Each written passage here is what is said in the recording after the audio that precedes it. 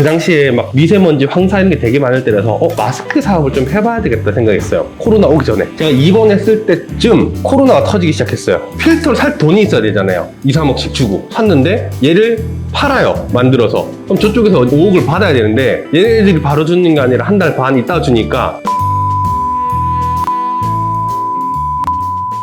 안녕하세요. 어쩌다 카페 사장이 된 사장입니다. 반갑습니다. 와우.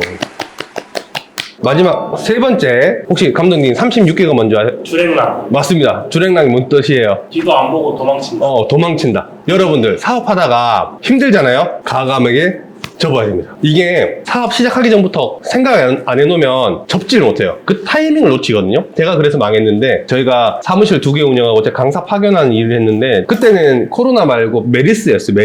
메르스도 사람 못 만나게 하고 막 이래가지고 점점 어려워졌는데, 사람들 정리 못하고 사업도 정리 못하니까 대출 내고 뭐 보험 다 깨고 적금 다 깨고 막 이렇게 사람들 월급 주다가 점점 어려워졌는데, 여러분들이 사업 시작하기 전에 최상만 생각하잖아요. 그러니까 최악, 이 정도 라인이 되면 과감하게 접겠다, 이런 것도 생각해놔야 돼요. 시작하기 전에 잘 될 것 같은데 하다 보면 지지부진 하다가 빚만 더 쌓이고 망하거든요. 그래서 창업 시작할 때는 잘 될 때도 생각하지만 잘 안 될 때, 요 정도 선이면 정리해야 되겠다, 또 지금 마음이 컨트롤이 될 때 미리 생각해놔야 돼요. 그때 가면 못하거든요. 우연히 누가 PC를 켜놓고 갔는데 제가 프린트를 뽑으러 갔다가 그 단체 카톡 말고 봤어요. 다 친한 정말 가족 같은 직원들이었는데 월급 일주일씩 밀리니까 다 욕을 하더라고요. 막 되게 안 좋은. 근데 이해는 해요. 그분들은 그걸로 생활을 하셔야 되니까. 근데 너무 슬펐어요. 저는 그분들 자를 수 없어서 대출 내고 보험 다 해약하고 주고 했는데, 직원은 직원이에요, 여러분. 그리고 나중에 알게 됐는데, 회사가 어려울 때는 잠깐 쉬게 해주고 나라에서 월급을 좀 주는 게 있어요. 저희가 한 3달 정도만 쉬겠습니다, 뭐 휴업 이렇게 하면은 이 사람한테 월급을 3달치 줘요. 저는 3달 쉬어도 되고 안 자르고 쓸 수 있는 그런 것도 있더라고요. 그때는 그런 걸 몰랐어요. 그리고 인건비도 지원받는 법을 몰랐으니까 그 8명 인건비를 다 제가 내려고 하니까 너무 힘들었던 거죠. 그리고 탈출 전략이라는 게 있는데, 정리하는 것도 전략이지만 되게 잘 되면 남한테 팔아야 되겠다도 될 수 있을 거고, 되게 잘 되면 대대손손 물려줘야 될 것도 있고. 그러니까 탈출 전략은 3가지가 있어요. 접는다, 누구한테 판다, 비싸게, 대대손손 물려준다. 요 3개의 탈출 전략을 미리 정리해서 시작을 해야 돼요. 끝을 정리 안 해놓고 시작하면은 나중에 접는 타이밍을 놓쳐가지고 고생을 많이 하거든요. 요 3가지 오늘 알려드렸습니다. 첫 번째, 묘산 따져봐라, 장단점을. 두 번째, 웬만하면 하지 마라, 대신에 한다면 줄일 수 있는 거 최대한 줄여라. 세 번째, 탈출 전략을 미리 생각해놔라. 제가 되게 아팠었다 했잖아요. 옛날 신장 이식 수술 해가지고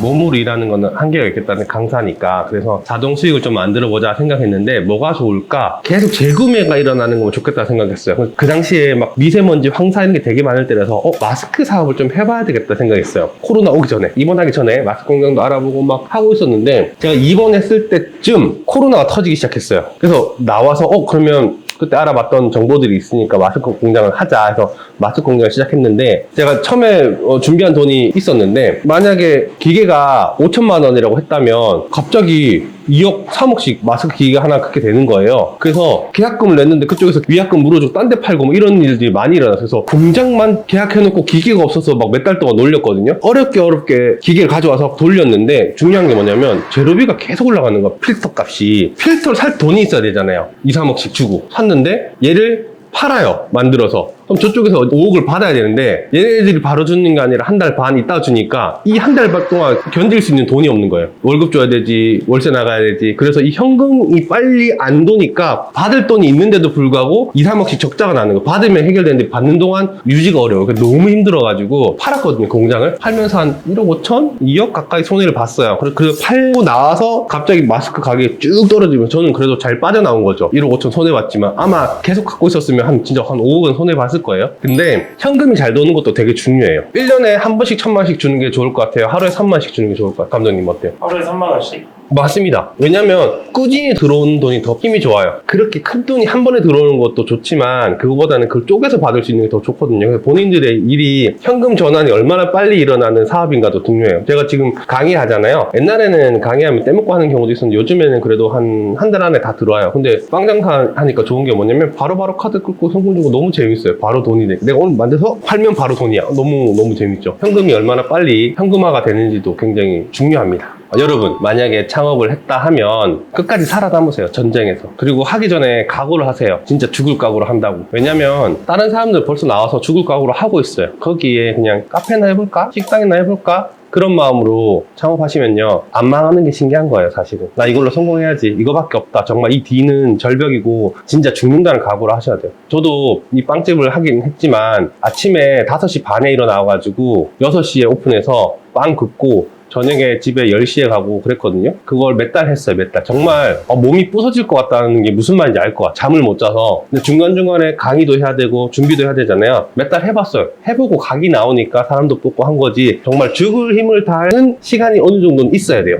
그렇게 평생을 하면 못하겠지만 그렇게 집중할 수 있는 시간이 있어야 돼요. 그런 각오 아니면 그냥 해볼까? 하지 마세요. 망해요. 그래서 시작한다면 죽을 각오로 시작을 하시고, 했다면 끝까지 살아남으셔가지고 성공하시고 다 부자 되기를 바랄게요. 그리고 제가 책 읽는 걸 좋아하거든요. 취미가 독서라서 댓글에 사장 읽을 만한 좋은 책 추천해주세요 하면 제가 추천 리스트 쭉 뽑아가지고 메일로 보내드릴게요. 여기 책 추천해주세요 하는 사람은 책 추천, 인건비 절약할 수 있는 거 자료 주세요 하면 자료 드릴 테니까 댓글로 꼭 남겨주시면 제가 보내드리도록 하겠습니다. 성수기 비수기가 있는 사업이나 아이템 뭐 그런 게 있을 수 있고, 회전율이 빠르지 않은 게 있으면 어떻게 해야 되냐, 일단 그런 일이 있죠. 저도 강의하니까 그런 일이 있는데, 첫 번째는 돈이 들어왔을 때 막 쓰고 하지 않도록 입금하는 통장과 내가 쓰는 통장을 분리하는 게 좋을 것 같아요. 그래서 여기서 내가 나에게 월급 주듯이 얼마씩 보내요. 여기 안에서 쓰는 거예요. 이 돈은 웬만하면 건들지 않는 거죠. 저는 일부러 이거를 막 해외 주식이나 뭐 그냥 국내 주식 같은 거 넣어놔요. 그러면 막 출금이 쉽지 않잖아. 팔고 사고 이렇게 해야 되니까 좀 그렇게 하거든요. 내가 버는 거지만 내가 나한테 월급 주듯이 관리하는 게 좋을 것 같고요. 두 번째는 이건 선택이에요. 비성수기, 그러니까 비수기 때도 꾸준하게 수익을 만들 수 있는 뭔가를 찾는 것도 방법일 수 있어요. 저 같은 경우에는 성수기 비수기가 있으면은, 비수기 때문에 이거 한 거기도 하지만 성수기에 비해서 큰 수익이 아니더라도 작은 돈을 벌 수 있는 뭔가를 찾을 것 같아요. 왜냐면 일을 하면요 돈을 덜 써요. 돈을 버는 것도 있는데 쓸 시간이 없거든. 좀 덜 쓰게 돼요. 세 번째는 이런 사람이 있을 거예요. 나는 성수기 때 엄청 많이 벌어요. 엄청 힘들어요. 이 사람이 비수기까지 일하고